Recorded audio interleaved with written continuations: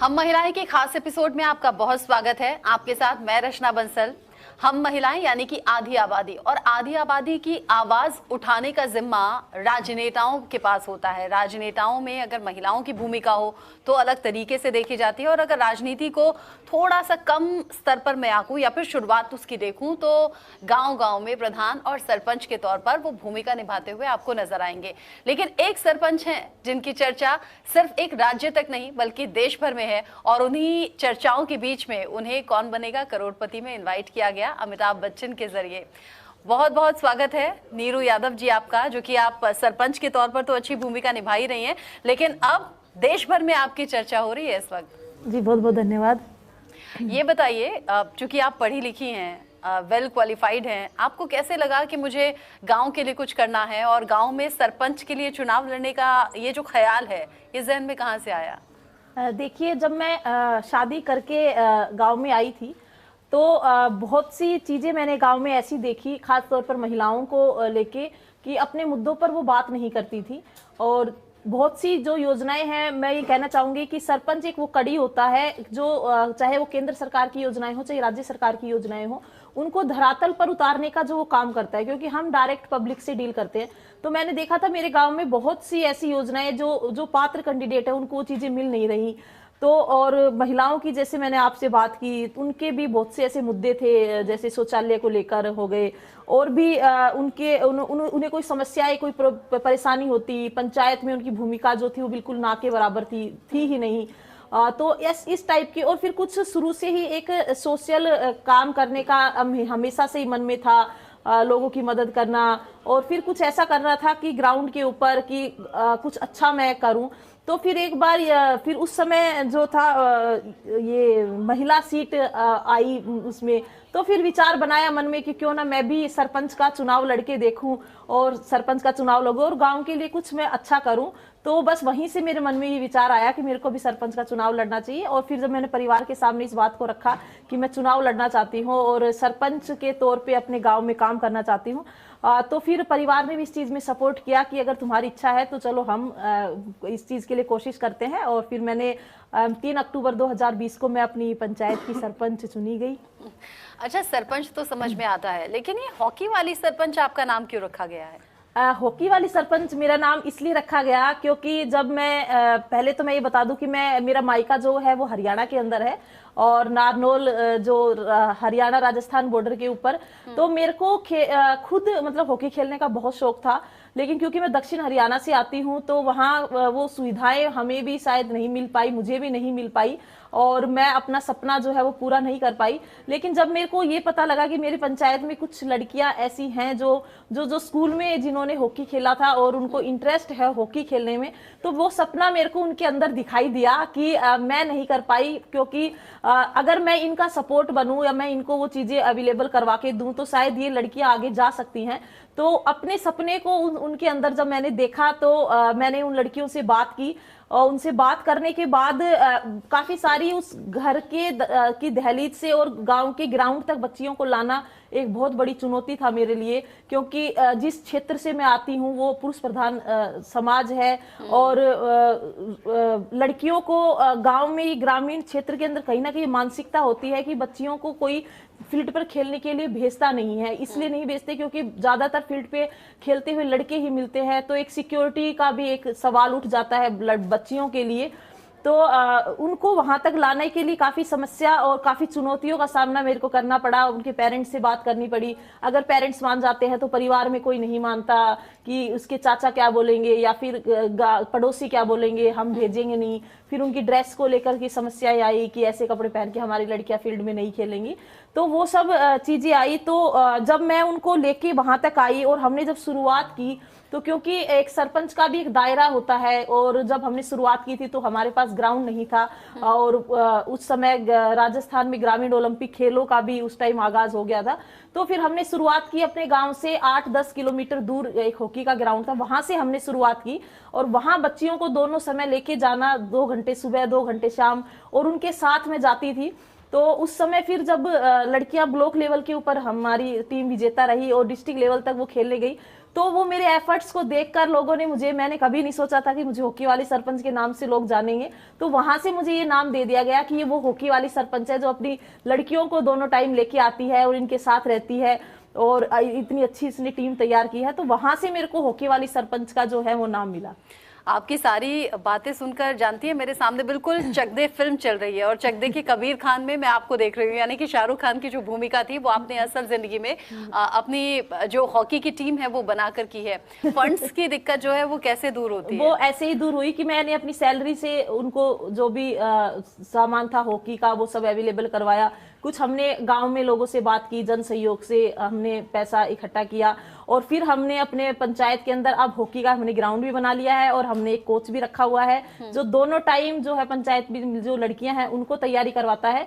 और उसके साथ साथ अब जब वो बच्चियां खेलती हैं और जब वो मेरे साथ मुंबई गई केबीसी के अंदर, तो बाकी गांव की और लड़कियों के मन में भी अब वो आगे से आके बोलती हैं कि हमें भी जो है हॉकी खेलना है, हम भी खेलना चाहते हैं।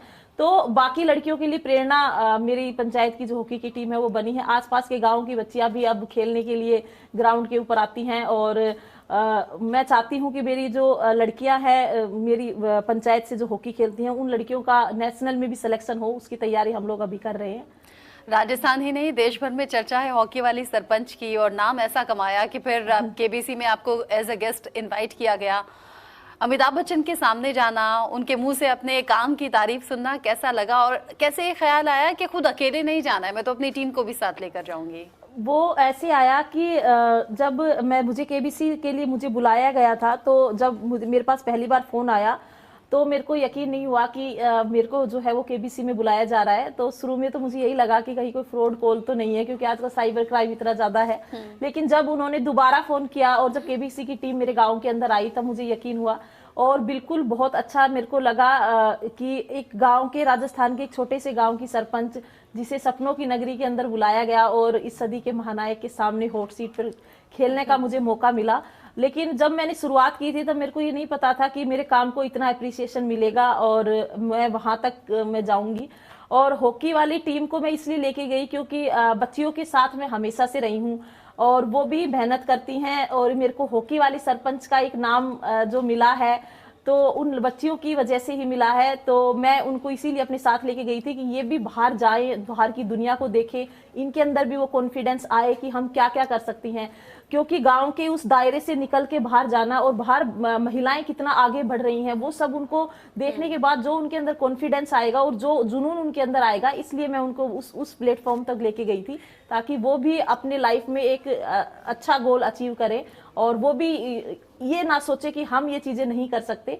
तो इसलिए मैं उनको अपने साथ में लेके गई। बहुत अच्छी आपकी सोच है और बहुत खूबसूरत और अच्छी भी आप लग रही हैं। अच्छा, ये लिबास बड़ा अट्रैक्टिव सा है और बहुत अच्छे से आप तैयार हैं, लेकिन जब मैं आपके लिबास को देख रही हूँ और चूंकि आपने कहा मैं हरियाणा की बेटी हूँ, राजस्थान में मेरी शादी हुई है, तो मुझे हरियाणा और राजस्थान दोनों ही राज्य ऐसे नजर आते हैं जहाँ महिलाएं घूंघट में रहती हैं, घर से बाहर निकलने में परहेज करती हैं। हालांकि एक्सेप्शन केसेस हर जगह होते हैं, हरियाणा और राजस्थान में भी हैं, लेकिन चूंकि आपने कहा कि बचपन में इतनी सुविधाएं नहीं मिली थी, अलग अलग रीजन हो सकते हैं, इस घूंघट से निकलकर घर की चौखट से बाहर जाना, फिर सिर्फ अपने और अपने परिवार के लिए नहीं बल्कि पूरे गांव के लिए काम करना कितना टफ रहा? क्या क्या चैलेंजेस आए?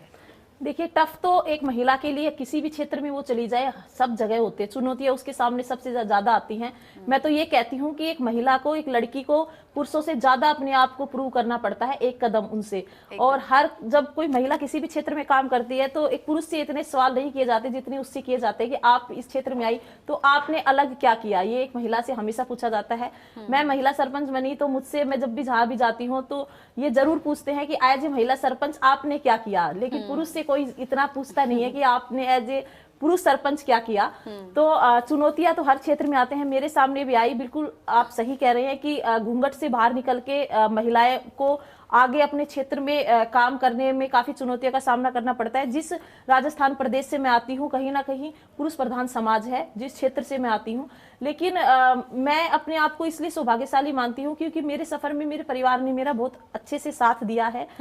मेरे काम को लेकर जिस समय मैं सरपंच बनी थी उस समय मेरे गांव के अंदर भी ये माहौल था, ये चीजें थी कि ये महिला सीट के ऊपर सरपंच बनी है तो सरपंच का काम तो परिवार का कोई पुरुष ही करेगा, क्योंकि मानसिकता इसी प्रकार की होती है और शुरू से चलती भी यही आई थी। लेकिन जब मैंने शुरुआत की तो लोगों को इस चीज को एक्सेप्ट करने में समय लगा था, क्योंकि जब वो लोग आते थे तो वो मुझे नहीं बोलते थे, वो परिवार में से किसी को कि आपके ससुर जी को बुलाओ। या फिर एक वाकया मेरे साथ ऐसा हुआ, जब मैं बैठी हुई थी और गांव के 4-5 जो बड़े लोग जो आए तो वो आके बोले कि सरपंच को बुलाओ, तो मैंने बोला कि मैं ही सरपंच हूँ। बोला नहीं उसको बुलाओ, अब मेरे हस्बैंड का नाम लेके बोले कि उनको बुलाओ या तो तब मैंने उनको सब एक शब्द में ये कहा था कि आपने मुझे चुना है, चुनाव मैंने लड़ा है, तो आपकी सरपंच मैं हूं, आपको कोई भी काम है आप मुझसे कहिए। तो जब वो तो फिर उनको ये लगा कि हाँ अब इन्हीं से बात करनी होगी।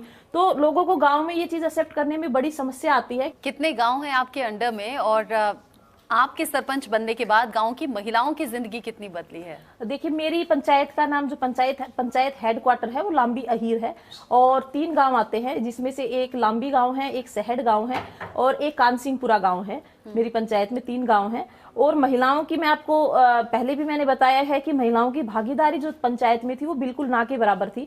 जब से मैं सरपंच बनी महिलाएं पंचायत घर में आने लगी हैं। अब हमारी पंचायत में महिला सभाएं होती हैं, महिला दिवस हमारी पंचायत में मनाया जाता है और महिलाओं की समस्याओं पर बात की जाती है। वार्ड के अंदर भी वार्ड महिला सभाएं होती हैं। अब मेरे गांव की महिलाएं जैसे बोलती हैं कि पहले भी बोली हमने हमेशा से वोट डालने हैं, क्योंकि महिलाओं को सिर्फ एक वोट बैंक के रूप में यूज किया जाता है। उनके वोट तो सभी को चाहिए, लेकिन उनके मुद्दों पर कोई बात नहीं करना चाहता, उनसे कोई बात नहीं करना चाहता, उनकी समस्याएं क्या है वो कोई नहीं जानना चाहता। वो पंचायत घर में आती नहीं थी, अब वो खुद आती है पंचायत घर में, अपने यहाँ तक कि अपने आधार कार्ड से रिलेटेड हो या फिर किसी और उनके डॉक्यूमेंट्स वगैरह हो, वो खुद आती है, खुद अपने काम करवाती हैं। तो ये एक मेरे पंचायत की महिलाओं में ये बदलाव आया। उनकी हिम्मत बनी है कि हमारी भी कोई सुनने वाला है, हम अपनी समस्याएं डायरेक्ट सरपंच के पास लेके जा सकते हैं। और उनकी भागीदारी है पंचायत में बनी है। ग्राम सभाओं में वो आने लगी हैं, जबकि पहले वो समझती नहीं थी कि ग्राम सभा होती भी क्या है। वो कहती थी हमें कोई बुलाता ही नहीं था, हमें पता ही नहीं होता था कि कहाँ काम हो रहा है कहाँ नहीं हो रहा है। तो ये वाला बदलाव मेरी पंचायत में आया है कि महिलाएं सामने आई हैं और अपना काम खुद करवाने लगी हैं। अच्छा, कॉन्फिडेंस तो अच्छा आया है महिलाओं में, लेकिन इंडिपेंडेंट वो बने इसके लिए क्या इनिशिएटिव लिए हैं आप? देखिए इनके लिए इनिशिएटिव मैंने ये लिए है, जो राजीविका के जितने भी समूह हमारी पंचायत के अंदर है उन महिलाओं को हमने ट्रेनिंग दिलवाई है। कुछ महिलाएं हैं जो सिलाई का काम करती हैं, कुछ महिलाएं हैं जो जिन्होंने अपने घर में दुकान की है, कुछ महिलाएं हैं जो पार्लर का काम करती हैं और जो छोटे मोटे सामान है वो बनाती हैं। तो इस प्रकार से उनके अंदर एक कॉन्फिडेंस आया है। बहुत अच्छी आपकी सोच है और उस सोच पर आप काम कर रही हैं, और बहुत कम वक्त 3 साल का ही वक्त हुआ है आपको एज ए सरपंच, लेकिन गांव में वो बदलाव दिख रहा है।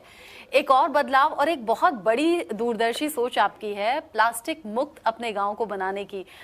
एक तरफ तो देश में सरकार की ये कोशिश है कि सिंगल यूज प्लास्टिक बैन हो और जगह जगह ये कैंपेन चल भी रहे हैं, लेकिन आपका गाँव ऑलरेडी प्लास्टिक फ्री हो चुका है।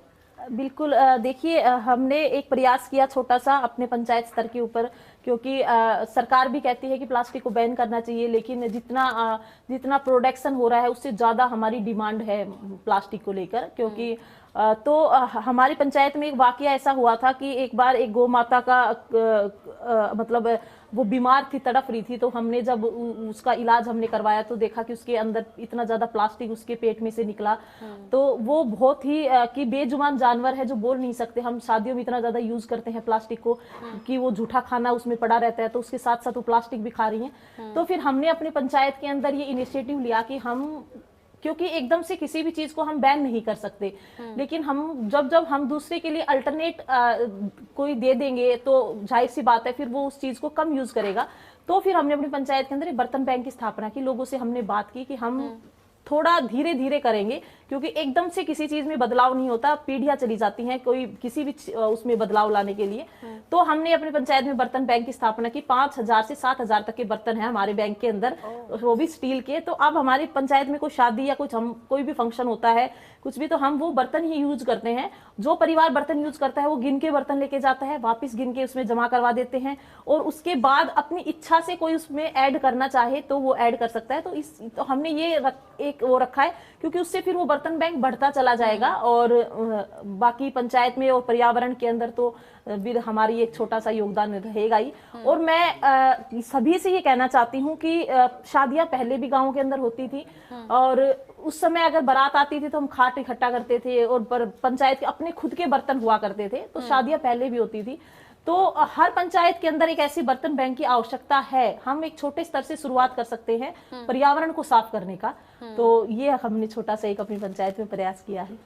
ये जो प्लास्टिक फ्री आपने गांव किया है, ये किस सोच के साथ किया है? क्योंकि पर्यावरण के लिहाज से कहते हैं कि भाई सिंगल यूज प्लास्टिक बहुत ज्यादा खतरनाक है, इसको खत्म किया जाना चाहिए। क्या पर्यावरण आपके जहन में रहा? हालांकि गांव की तो वैसे ही बहुत शुद्ध और साफ हवा होती है। बिल्कुल। देखिए, पर्यावरण के बारे में मैं हमेशा सोचती हूँ।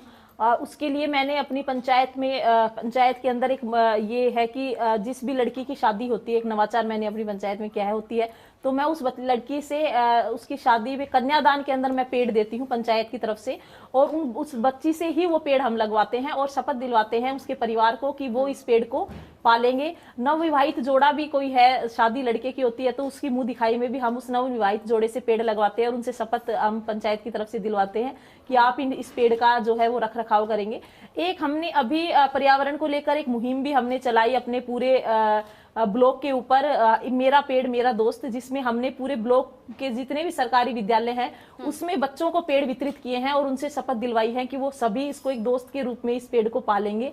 तो बच्चों के अंदर बड़ा उत्साह था इस चीज का और उन्होंने उसका नाम भी रखा और वो पेड़ लगाया।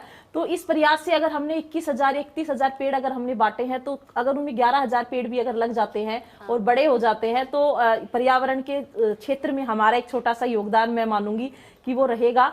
तो ये सब हमने पर्यावरण को लेकर भी अपनी पंचायत और अपने आसपास के क्षेत्र में किया है। अच्छा, अभी जब सरपंच की बात हो रही थी और मैंने पूछा है शुरुआत कहाँ से हुई, तो आपने कहा महिला रिजर्व सीट आ गई थी, तो सोच वहां से बनी कि हाँ मैं सरपंच का चुनाव लड़ूं, और मैं सरपंच चुनी गई। अभी देश में चूंकि महिला आरक्षण बिल को लेकर बहुत ज्यादा चर्चा हो रही है, इस फैसले को आप किस तरीके से देखती हैं देश के लिहाज से, महिलाओं की भूमिका के लिहाज से? हाँ बिल्कुल। महिला आरक्षण की आपने बात की, तो मोदी जी ने जो ये तोहफा हम महिलाओं को दिया है, मैं उसका दिल से मोदी जी को धन्यवाद भी देती हूँ। दिल की सुनेंगे तो फिर नीरू यादव की तरह ही नाम कमाएंगे, और नाम ऐसा कि देश भर में चर्चा उनकी हो रही है। नीरू यादव जी, आप यहाँ पर आए, अपना अनुभव आपने शेयर किया, साथ ही आपका विजन बहुत क्लियर है। आप इसी तरीके से आगे बढ़ते रहिए, अपने फैसलों के लिए जानी जाइए और खूब नाम कमाइए। भविष्य के लिए आपको बहुत बहुत शुभकामनाएं। धन्यवाद।